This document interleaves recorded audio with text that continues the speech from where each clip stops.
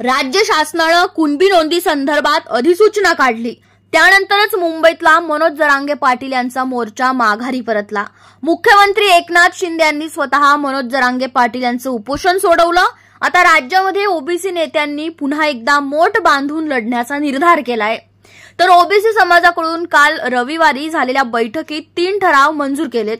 तर याच बैठकीत राज्यात 1 फेब्रुवारीपासून ओबीसी समाजानं आमदार, खासदार, तहसीलदार यांच्या घरासमोर आंदोलन करावे असंही ठरवण्यात आलंय।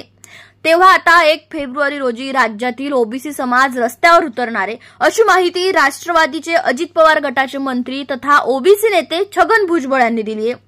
मराठवाड्यातून सुरुवात करत संपूर्ण राज्यात ओबीसींची एल्गार यात्रा आता काढली जाणार आहे, अशी माहिती भुजबळांनी दिली आहे। मराठा आंदोलक मनोज जरांगे पाटील यांची मराठा आरक्षणाची लढाई जिंकली आहे। 20 जानेवारी रोजी जालनाच्या अंतरवाली सराटी गावातून मुंबईच्या दिशेनं मोर्चा घेऊन निघालेल्या जरांगेंना सरकारनं मुंबईत येऊ दिलं नाही। 25 जानेवारीला मुंबईच्या वेशीवर वाशीमध्ये दाखल झालेल्या जरांगेंना सरकारच्या शिष्टमंडळानं तिथंच थोपवून ठेवलं। त्यानंतर 27 जानेवारी सकाळी त्यांच्या सर्व मागण्या मान्य करत राज्य सरकारनं जरांगेंसमोर नमते घेतले। असं असतानाच आता दुसरीकडे मात्र ओबीसींवर अन्याय होत असल्याची ओरड ओबीसी नेत्यांकडून करण्यात आली आहे।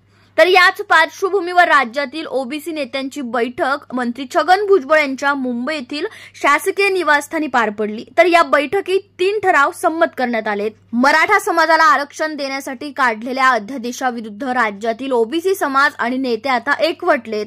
तर याच पार्श्वभूमीवर 1 फेब्रुवारी रोजी राज्यभर आंदोलन केलं जाणार असून या आंदोलनानंतर 3 फेब्रुवारी रोजी अहमदनगर येथे राज्यव्यापी ओबीसी एल्गार मेळावा आयोजित करण्यात येणार आहे।